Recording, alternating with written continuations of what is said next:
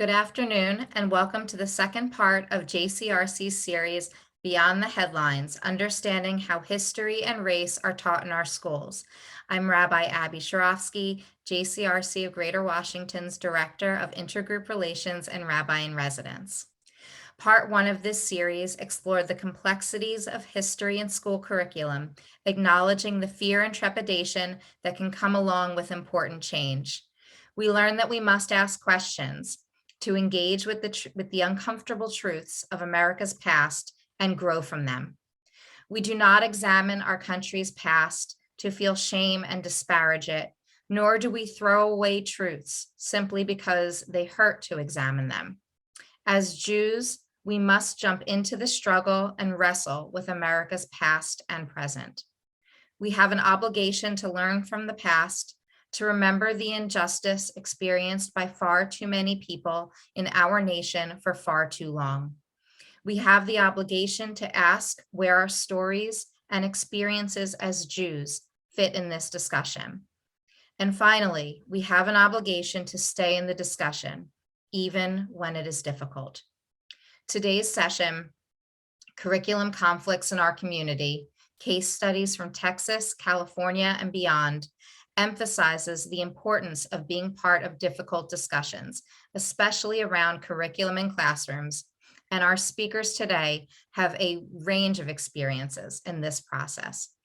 Anita Zussman-Eddy has served as the Executive Director of the Jewish Community Relations Council of the Jewish Federation of Greater Dallas since 2013. Prior to her tenure at the JCRC, Anita served for 7 years as the Vice President / Director of Economic Development and Government Affairs at the Beverly Hills Chamber of Commerce in Beverly Hills, California. Full bios for all speakers can also be found on our website. Sarah Levin is the Executive Director of Jemena, Jews Indigenous to Middle East and North Africa, an advocacy and education institution dedicated to advancing the rights and heritage of Mizrahi and Sephardic Jews from North Africa and the Middle East.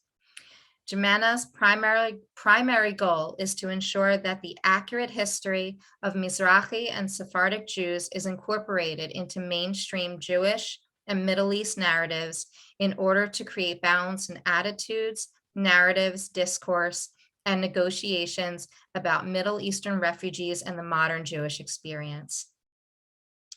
Tyler Gregory is the Chief Executive Officer for the JCRC of San Francisco, the Peninsula, Marin, Sonoma, Alameda, and Contra.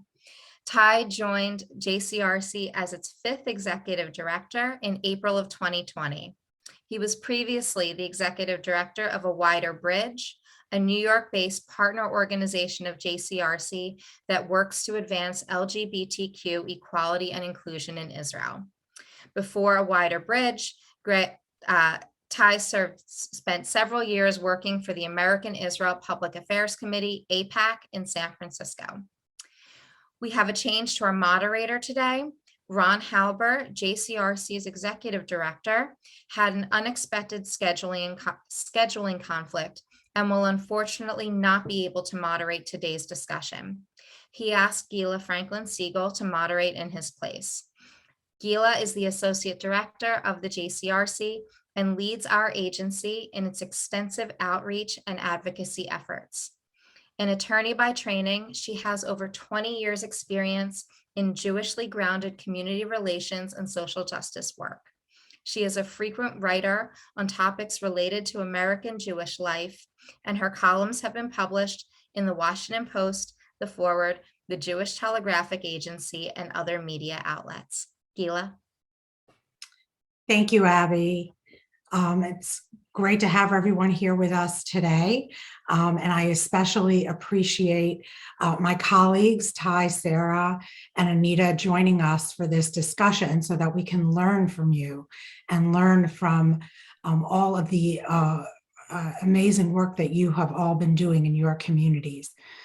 This is the second part of a 2-part series that our JCRC is sponsoring on teaching race and history in our schools. Last week, we looked at this topic from a theoretical and academic perspective.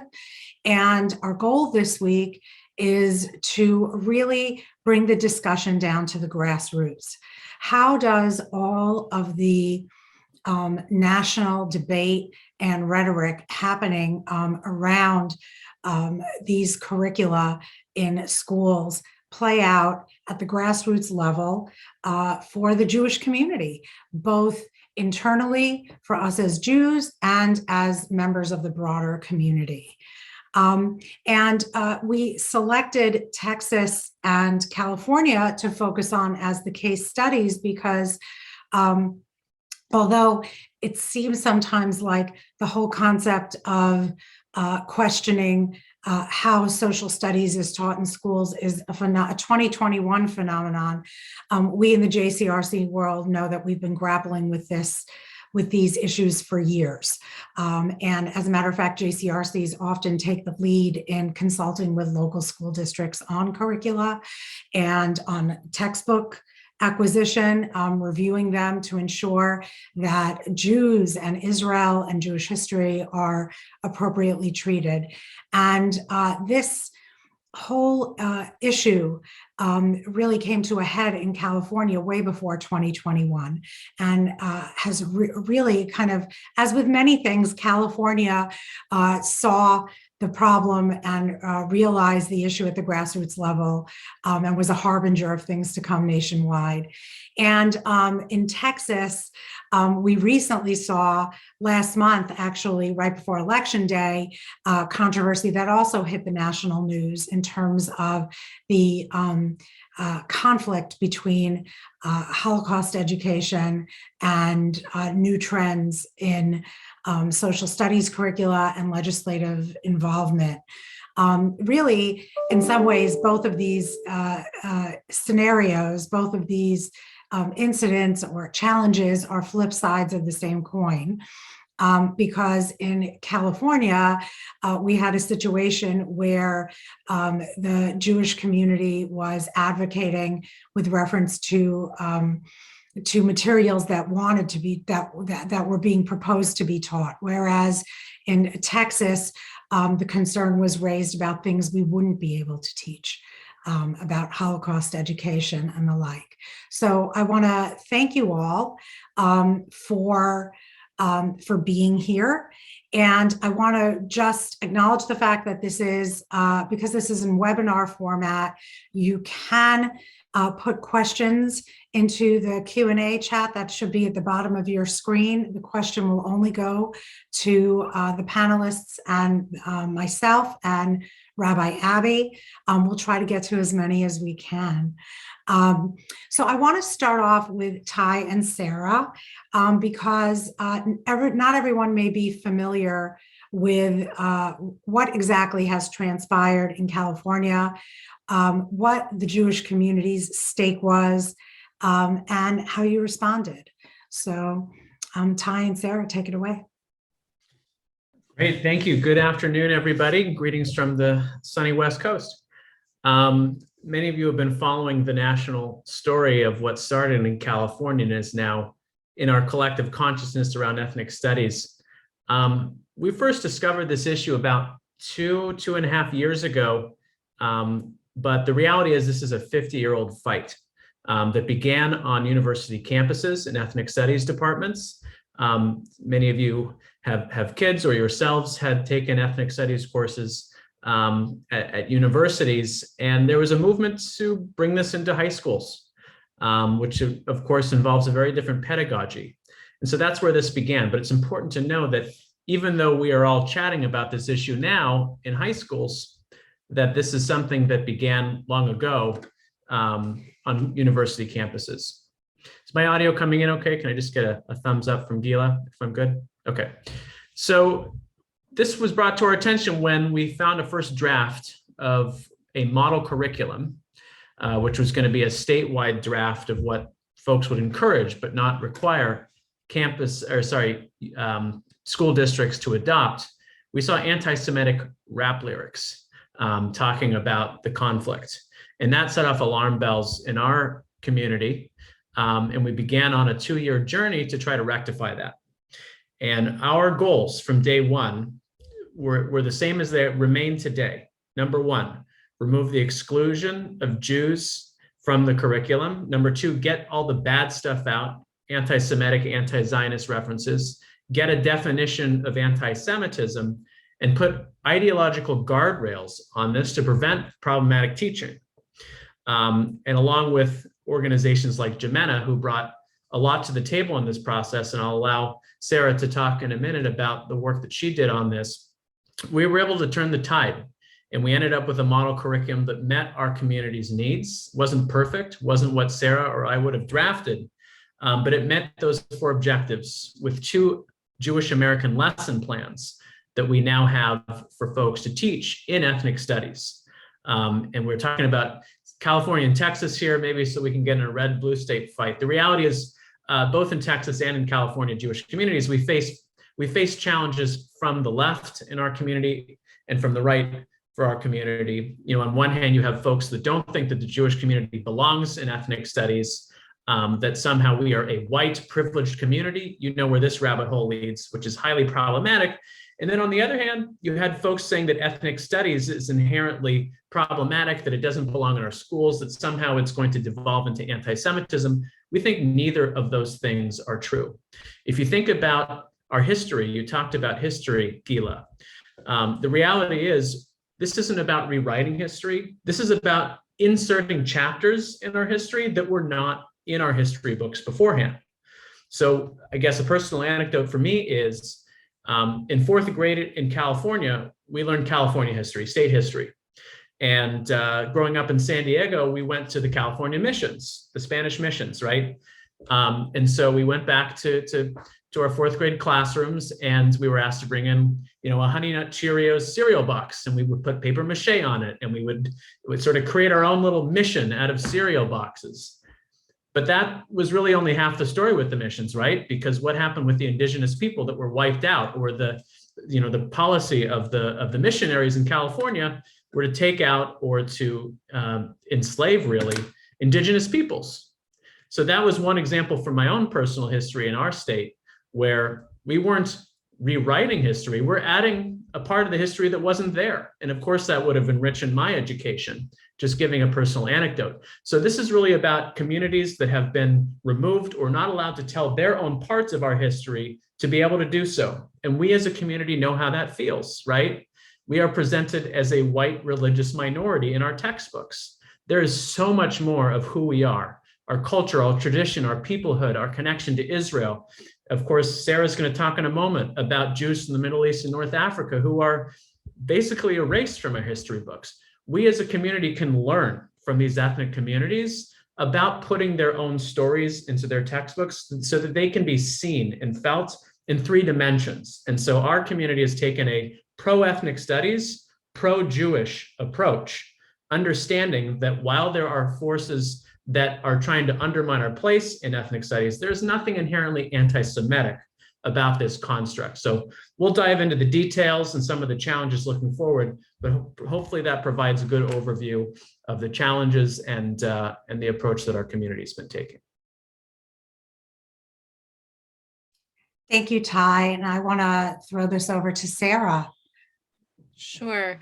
I think it's important to back up a little bit from Ty's great intro and say that in 2016, there was legislation that was passed in California, AB 2016, and that mandated the creation of this ethnic studies model curriculum. So there was a law that was passed, and as the Jewish community was essentially forced into this debate based on the first draft of the ethnic studies model curriculum.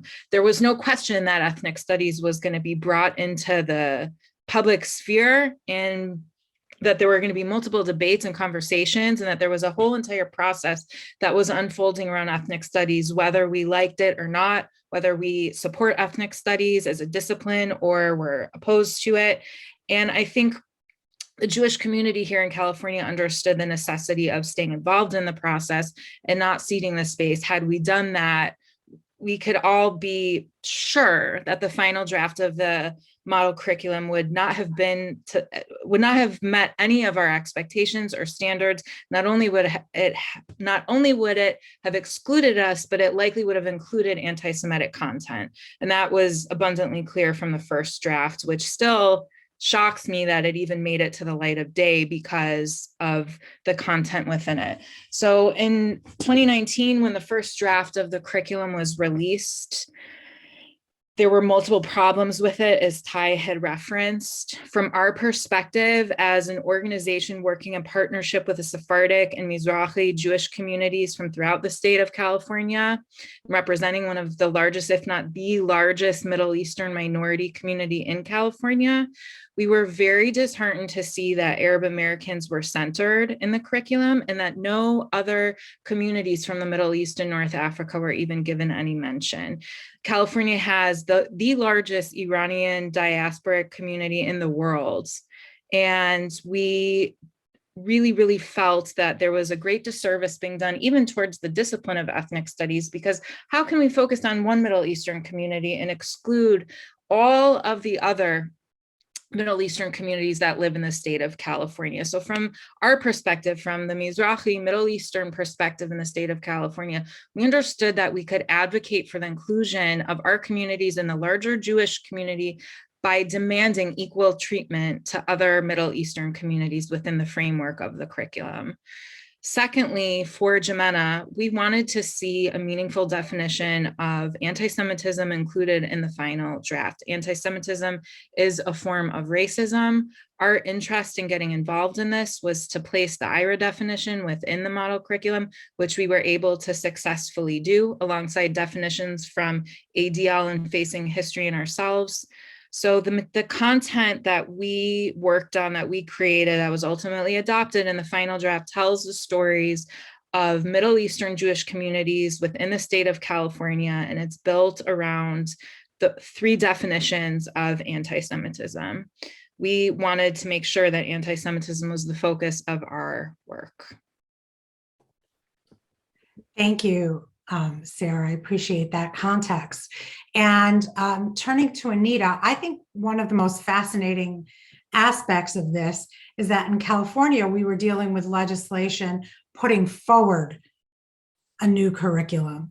In Texas, we had legislation that was introduced and very quickly passed that was intended to restrict curricula. And in both cases, the legislation was problematic for the Jewish community.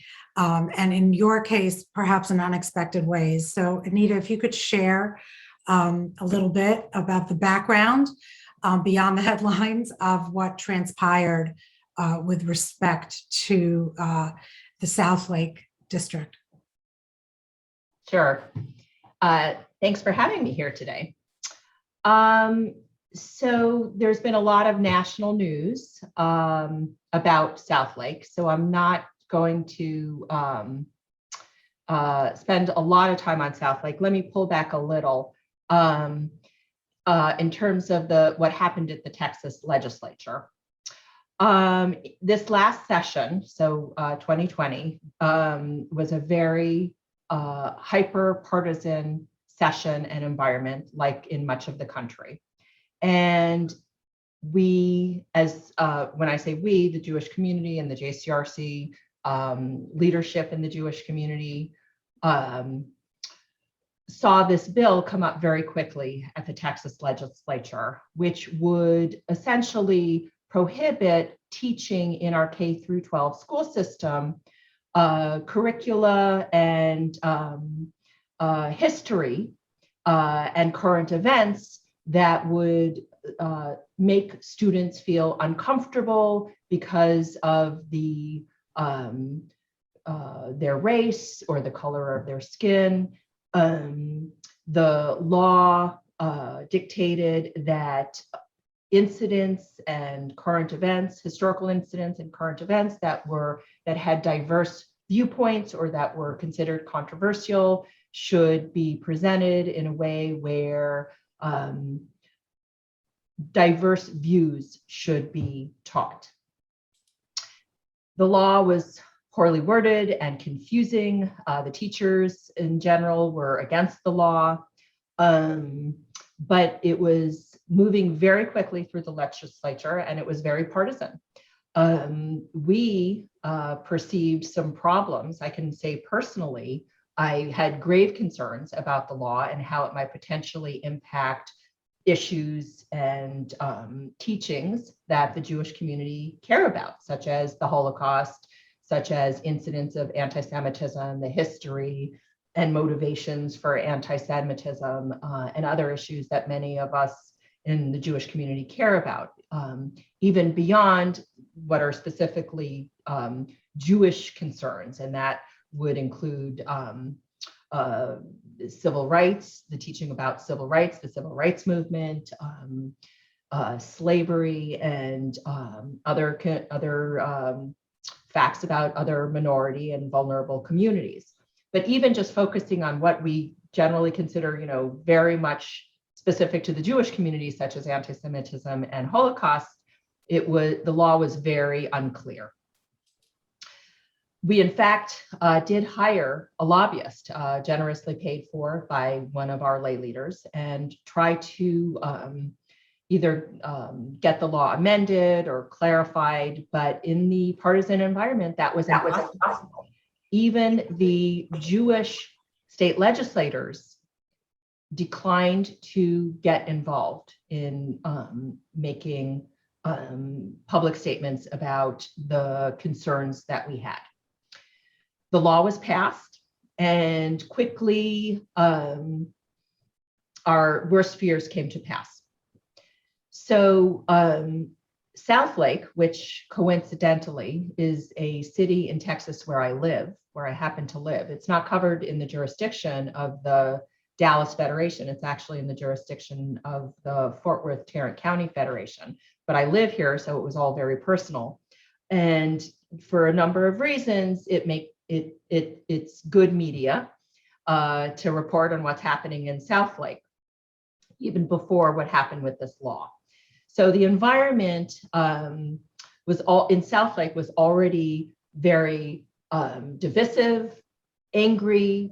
Even before this law had passed, there had been attempts to adopt in our school district something called the Cultural Competency Plan. And so there were very strong opposing views about that plan. So the environment here was already very angry and full of tension. An administrator, as people know, I believe, interpreted this new law and told teachers that they must teach about the, quote, opposing sides, the opposing views of the Holocaust. Again, I live in Southlake. I actually had dealings with the administrator that made this announcement. The superintendent almost immediately, very quickly retracted that statement and repudiated the fact that the Holocaust has, quote, opposing views or opposing sides. It was quickly clarified that the Holocaust is a factual event, well documented, and there are no conflicts among reasonable people or historians about the facts of the Holocaust. That particular administrator, I happen to know because I've met with her as well as with the superintendent of the school, feels terrible. I believe, and I met with her along with representatives from the ADL, AJC, and the Dallas Holocaust and Human Rights Museum.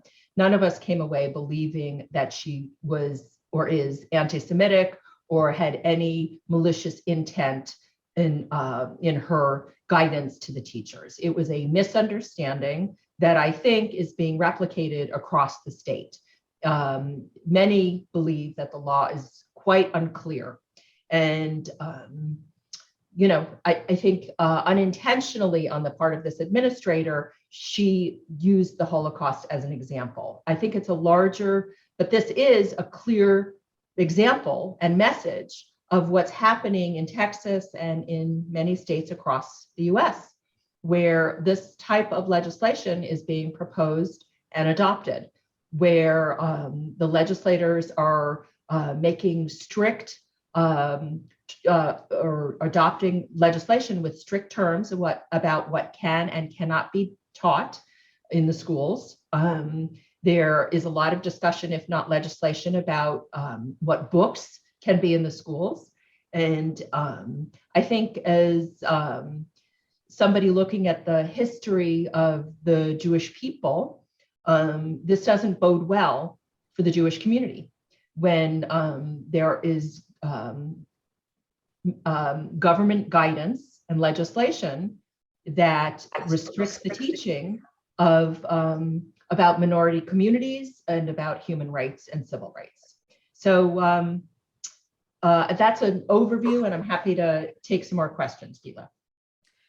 Thank you so much, Anita. It's really very sobering and enlightening. I think that we ourselves have seen in our JCRC that even with a very pro-social tolerance program like our student-to-student program, which is just a teen dialogue and sharing program, oftentimes teachers are very confused as to whether they can allow it in class. They're very nervous about not making a wrong step that could impact them in terms of their jobs and in terms of overstepping bounds. So I think I'm not surprised to hear that your perception and impression was that this person was not anti-Semitic when you met with that person, but that it was a natural outgrowth of what had happened. I want to turn to Ty and follow up on a couple of things that Anita said in terms of the hyper-partisanship and how that climate may have impacted how the debate played out in California, and how this climate is really impacting these questions as opposed to 10 years ago or 15 years ago. Why now? And why does this seem to be so particularly challenging now? Yeah. Well, just as recently as a few weeks ago, I think that our community out here didn't fully grasp the fact that the culture war's epicenter is now in school board rooms. And your election in Virginia really proved that to be correct. And our experience out here in California was really a canary in the coal mine for that experience. As earlier mentioned, with some folks making this ethnic studies fight about critical race theory versus the 1776 project, things like that. But the reality is we need to figure out how to work with our neighbors. And this is something that communities of color, a significant population in both California and Texas and the greater DC area, we're going to need to figure out how to work with our historical partners. And this is a form of justice for them and rectifying sort of whitewashing of their stories. To be clear, there are problematic decisions in the other buckets of ethnic studies. If you look at the African American, Latino, API, Indigenous peoples lessons, there are broader issues with that, but we really have to pick and choose our fight here. And we really don't think that it's the Jewish community's role to tell the African American community what should and shouldn't go into their lesson plan. That's for that community and the organizations and communities within the African American space to decide what is best to represent their interests. We shouldn't say that for them as a community. I get that there are broader concerns around some of the ideology around those issues, but we felt it was important to try to build bridges by helping them understand both how the Jewish interests fit into this field of ethnic studies and vice versa, how we could make sure that we can continue our working relationship with these communities with all the other issues that we work on. So out here, the API community, with all the hate crimes facing our Chinese elders and students, very much mirror what's happening in the Jewish community, especially after the Gaza escalation in May. So we found common ground with the API community, both generally speaking, in working with them in Chinatown and San Francisco, and also bringing that conversation into our classrooms and talk about how this fight is something that we can work on together, understanding that both of our communities are sort of made out to be this model minority, which of course is a myth, right? that Asian students and Jewish students are this minority to be put on a pedestal with these positive tropes that are actually quite toxic. So that's kind of one anecdote of how we're trying to bridge some of the divides with the other communities in this, and we have to. Our community was able to organize and mobilize and assemble political muscle to be able to fight this out effectively. But in the long run, we're going to need to work with our neighbors on these issues. And so that's really where our focus is right now, is it's educating them about our community being a three-dimensional community, just like we would want their communities to be represented that way in our space. So it's really about continuing to build those bridges so that we have the relationships to get these into the school districts moving forward. Great, thank you. And, Sarah, if you could build on that in terms of Jimena's unique role in this advocacy campaign, in terms of that three-dimensional point of view. What does it mean to be Jewish? And how does that tie in with really changing elected officials' perceptions, education officials' perceptions, and also our interactions with our coalition partners? Because I think it was so powerful, your role in this whole discussion. Sure. So Jimena has always worked very closely with other non-Jewish Middle Eastern communities in California. And early on, we formed a coalition together called Advocates for Inclusive Middle Eastern Education. I'm happy to put the website in the chat box. And this was a coalition of Coptic Christians, of Iranians, of various faiths, of Baha'i, Assyrians, of all the various Middle Eastern communities in the state of California that did not see themselves represented in the ethnic studies model curriculum. We, from day one, advocated together for our inclusion, for the inclusion of definitions of anti-Semitism, for an Arab American Studies section to be referred to as Middle Eastern Studies and to be reflective of the diversity of communities in the Middle East and of the Middle Eastern communities here in the state of California. So our interests, as I said from before, were pretty unwavering. We wanted to know that there was not going to be one particular Middle Eastern community that was preferenced, that if one Middle Eastern community was going to be included in the final draft, that the state had an obligation to include all Middle Eastern communities, including Jews. And for us personally and our Sephardic and Mizrahi partners, as I said, we wanted anti-Semitism to be the focal point, because that is a form of oppression that all Jews, regardless of where we come from, have experienced. The data on anti-Semitism today speaks for itself. So much of our work was supported by our Middle Eastern community partners. And, we continue to work with them. And I don't know if that answers your question at all. Yes, it But does. I will just say one last point, which I think is probably we're looking to, I think, and Ty can also speak to this. The Jewish communities, particularly Jewish communities in the state of California, are ethnically and racially diverse. Our state also has a very large Israeli community. And one problem that the Jewish people throughout the United States have faced over and over again is this perception that we are this homogeneous group of people that came here from Eastern Europe, that we all eat bagels and lox, and that we're all, all of the stereotypes that we all know. And that's just not true. And we know that. And Jimena took it upon ourselves to sort of disrupt that narrative within the ethnic studies frame. And, we do it in other frames as well. But it's important for us as Jewish communal leaders to not give into these stereotypes and to continue educating our elected officials and our community partners on who the Jewish people are. Great. Thank you. So powerful. So powerful. I want to try to start weaving in some of the questions. There are some fabulous questions that we have received from participants both prior to today and then during your presentation. And one of the questions I want to throw out to all of you, maybe we could start off with Anita, because you already alluded to it, is uniformity. And how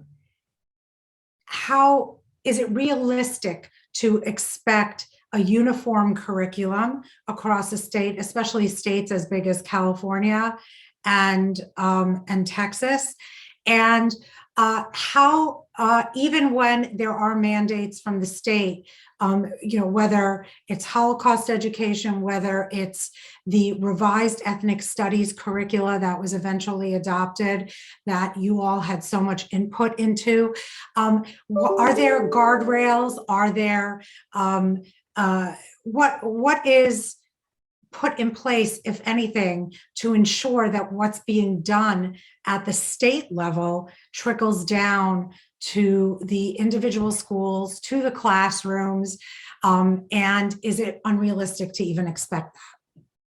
So we could start off with Anita. Okay. First, I want to make clear, of course, that when you were talking about the ethnic studies program, you were referring to California, because there is no such thing. Yes. Texas has state guidelines, which the Dallas JCRC, along with the San Francisco JCRC, and the Institute of Curriculum Services, which is associated with the San Francisco JCRC. So we have state guidelines called the Texas Essential Knowledge and Skills, TEKS is how it's pronounced, TEKS.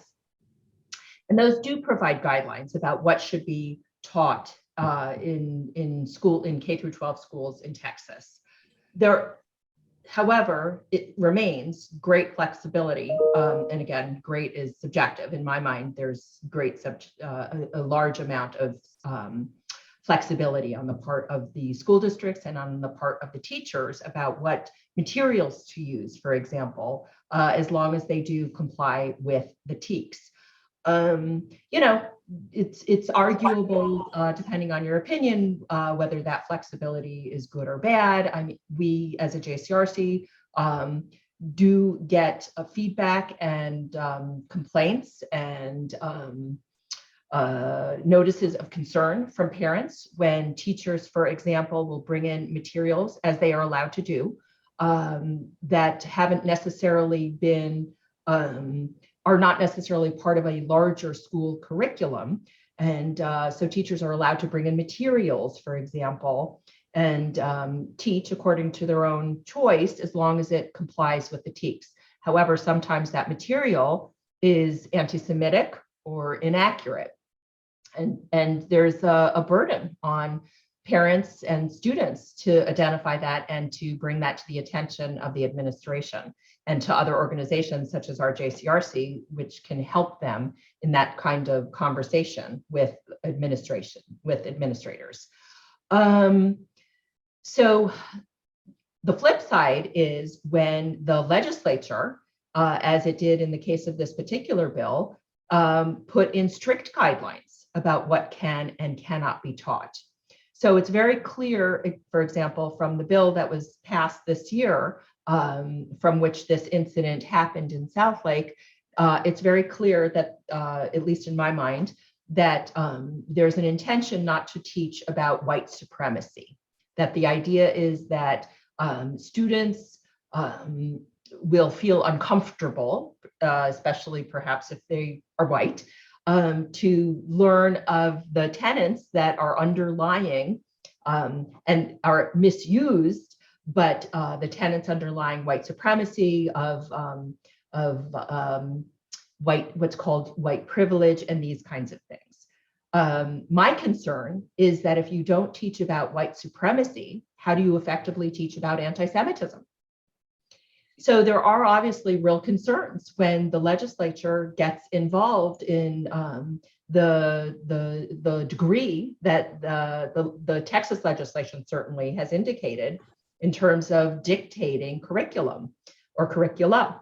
And the result can, if not explicit, certainly implicitly cause fear and concern among administrators and teachers, as it did in Southlake, where the effect is chilling and that they are frightened to teach about subjects that they perceive will be controversial among parents, at least, if not among the larger community.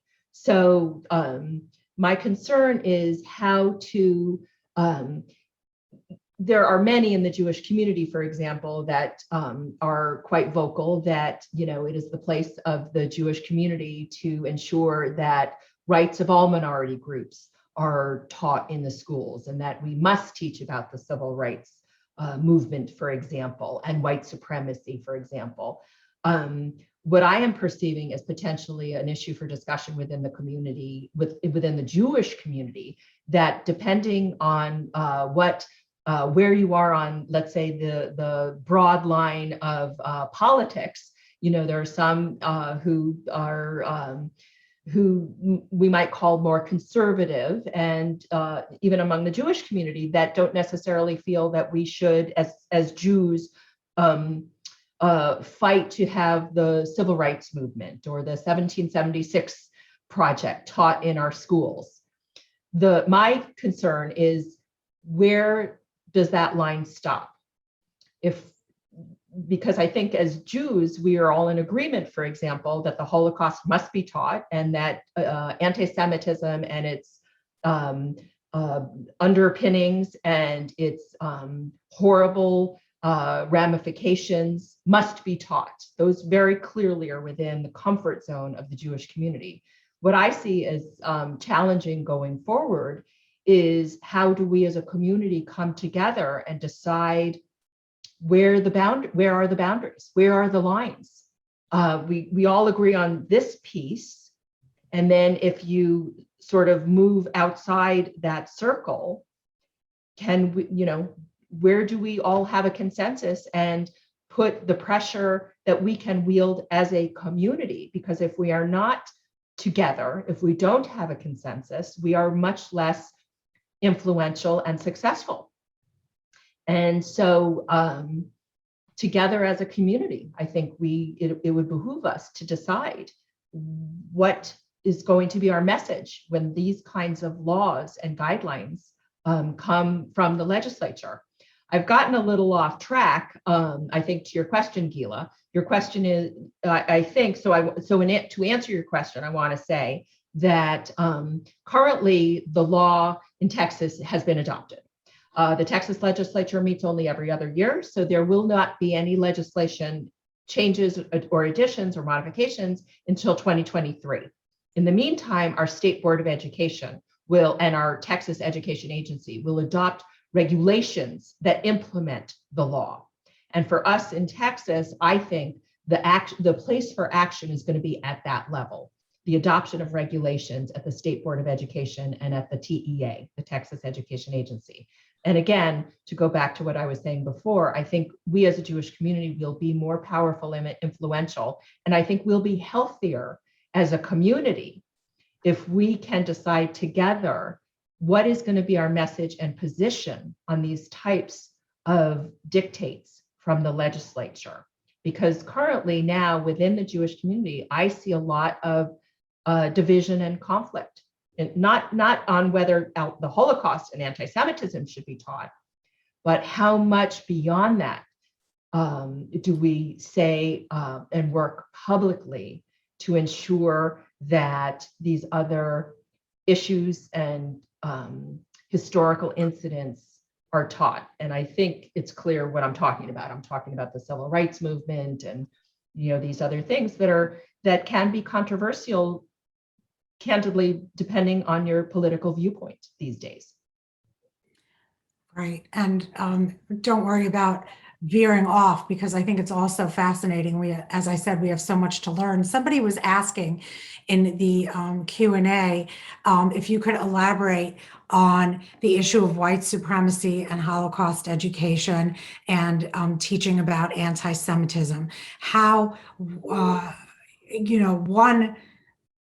focusing on one aspect through the legislation potentially impacted and can impact our educational priorities. And I can say for locally, in the last few years in Maryland and in Virginia, we have been very successful working with our other state JCRCs in promoting enhancements to Holocaust education, deeper, more three-dimensional, more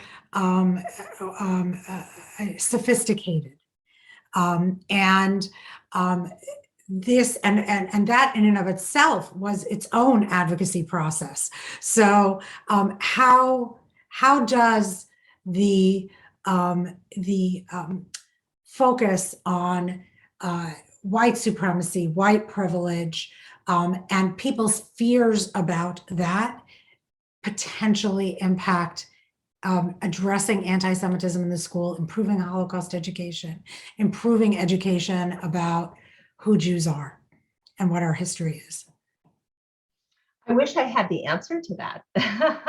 You know, we're lucky in Texas because I think, and in my work with the legislature, I think the Jewish community generally is supported by the Texas legislature and our legislators. So, for example, the state legislature and governor was adopted and the governor signed a mandated Holocaust Remembrance Week in all K through 12 schools every year. This last session, we were successful in adding anti-Semitism or a focus on anti-Semitism to a commission that existed that focused on the Holocaust. So I don't think it was the intention of the legislature to prohibit teaching about the Holocaust and anti-Semitism, because as I said, generally I find and have found that our legislators are supportive of the Jewish community and our concerns. The challenge comes where this sort of lack of clarity from the legislators and from others in Texas and candidly across the country as it's happening is how the issues that we care about, such as anti-Semitism, are impacted if the teaching about white supremacy is prohibited. That's where we, as the Jewish community, really need to dig in deep and to understand clearly and to feel comfortable with a public advocacy position, in my opinion. So to your question, I don't know what the answer is. It's very difficult. I will tell you, so for example, the environment in Texas is so partisan, so hyper-partisan, and legislators and others feel so vulnerable that our Republican Jewish legislators have declined to speak out against the bill because it was supported by the Republican majority. And both when the bill was being considered and in its aftermath, and even in the aftermath of the incident in Southlake, there have been outreaches to Republican legislators who are Jewish, and they have declined to speak out publicly against the bill because they are feeling very threatened in terms of their political standing. Right. And can you spell out the connection between white supremacy, teaching that if there's a restriction on teaching about white privilege and white supremacy, how that impacts potentially the teaching of the Holocaust or teaching about anti-Semitism? Sorry, I missed the beginning of your question, but let me just say, I think the reason that Republican Jewish legislators and others are unwilling to speak out against the bill is because they don't want to get into that Pandora's box. That's a very difficult question. It's a very difficult issue, especially because it's become weaponized. It's such a partisan environment that it's essentially weaponized. Once you start talking about how white supremacy impacts the teaching of anti-Semitism, you are opening up a huge, divisive, tense, triggering discussion. Right. And Ty, can you talk a bit about how these fears played out and continue to play out in California? In other words, what is the general fear, even beyond the Jewish community, of ethnic studies curricula? What is the fear about that? And how does that, again, how does, concerns about teaching, quote, controversial issues or teaching stories that have been left out of curricula traditionally. How does that potentially, if at all, negatively impact Jews? And how do we balance that out? How do we thread that needle? How do we walk and chew gum at the same time?